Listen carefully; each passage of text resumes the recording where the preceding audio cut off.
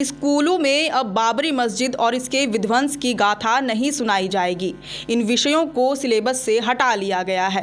यानी देश में जो महत्वपूर्ण घटनाएं हुई उसे इतिहास की किताबों में जगह नहीं मिलेगी। अब इतिहास के नाम पर अच्छी और सकारात्मक चीज़ों को केवल पढ़ाया जाएगा। दंगों, फसादों, नरसंहारों के बारे में नहीं बताया जाएगा। जैसे कि भारत में धर्म, संप्रदाय, नस्ल, जाति, राष्ट्रवाद आदि के नाम पर आज तक कोई लड़ाई दंगे हुए ही ना हो। ऐसा हम इसलिए कह रहे हैं क्योंकि देश की टॉप एजुकेशनल बॉडी एनसीईआरटी ने 12वीं की पॉलिटिकल साइंस की किताब से बाबरी मस्जिद का नाम बदलकर 3 गुंबद वाला ढांचा कर दिया है। जैसे कि आज तक इस 3 गुंबद वाले स्ट्रक्चर के लिए ही आंदोलन किए गए हो। बाबरी मस्जिद के साथ साथ भगवान राम, श्री राम, रथ यात्रा, कार सेवा और विध्वंस के बाद की हिंसा की सारी जानकारियां हटा ली गई हैं। इसके अलावा अयोध्या पर एक पूरे चैप्टर को 4 पेज से घटाकर 2 पेज में सिमटा दिया गया है। वहीं बुक में अयोध्या विवाद को अयोध्या विषय के नाम से पढ़ाया जाएगा। बाजार में 12वीं की पॉलिटिकल साइंस का नया संस्करण अब उपलब्ध है। इसके ऐतिहासिक विवरण में काफ़ी बदलाव देखने को मिल रहा है। एनसीईआरटी की पुरानी किताब में बाबरी मस्जिद का जिक्र 16वीं शताब्दी की मस्जिद के रूप में किया गया था। इसे मुगल सम्राट बाबर के सेनापति मीर बाकी ने बनवाया था।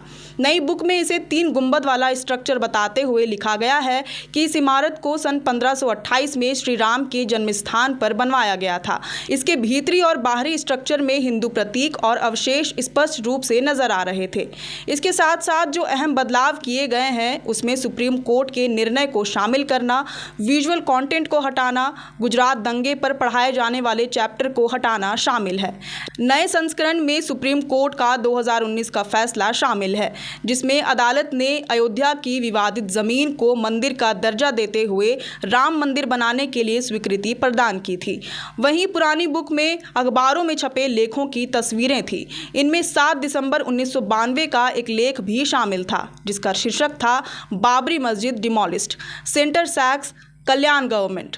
13 दिसंबर 1992 के एक अन्य शीर्षक में पूर्व प्रधानमंत्री अटल बिहारी वाजपेयी के हवाले से कहा गया था अयोध्या बीजेपीज वर्स्ट मिसकैलकुलेशन। नई बुक में सभी अखबारों की कतरनें हटा दी गई हैं।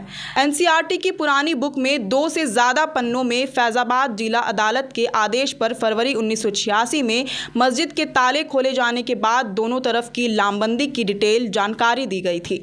इसमें सांप्रदायिक तनाव, सोमनाथ से अयोध्या तक की रथ यात्रा, दिसंबर 1992 में राम मंदिर निर्माण के लिए स्वयंसेवकों की गई कार सेवा, मस्जिद का विध्वंस और उसके बाद जनवरी 1993 में हुई सांप्रदायिक हिंसा का जिक्र किया गया था जिसे नए एडिशन में जगह नहीं दी गई है।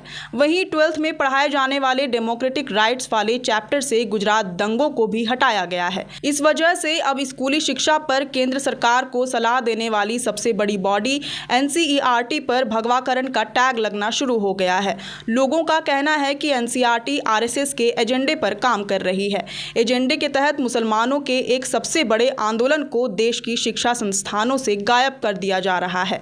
हालांकि इन आरोपों को सिरे से खारिज करते हुए एनसीईआरटी के डायरेक्टर दिनेश प्रसाद सकलानी ने कहा कि हमें स्कूलों में दंगों के बारे में क्यों पढ़ाना चाहिए। हम पॉजिटिव नागरिक बनना चाहते हैं, न कि हिंसक और डिप्रेस्ड इंसान।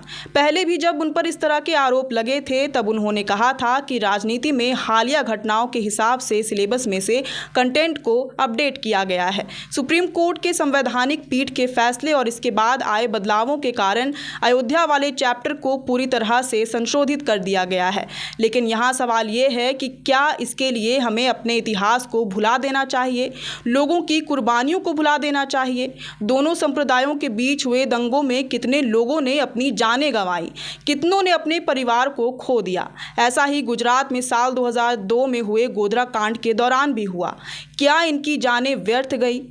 पॉलिटिकल साइंस की किताब जहां हमें राजनीति के साथ साथ कुछ ऐतिहासिक किस्सों के बारे में भी जानकारी दी जाती है ताकि इसके आधार पर हम अपना प्रतिनिधि चुन सकें। प्रतिनिधियों को चुनने के समय में हमें उनकी अब तक की पार्टी पॉलिटिक्स के बारे में पता होना चाहिए। इसे अब किताबों से गायब किया जा रहा है।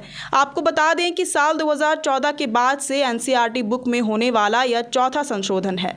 2017 में पहले दौर के संशोधन में एनसीईआरटी ने हाल की घटनाओं को दर्शाने के लिए बदलाव की ज़रूरत का हवाला दिया था। 2018 में सिलेबस के बोझ को कम करने के लिए संशोधन किए गए।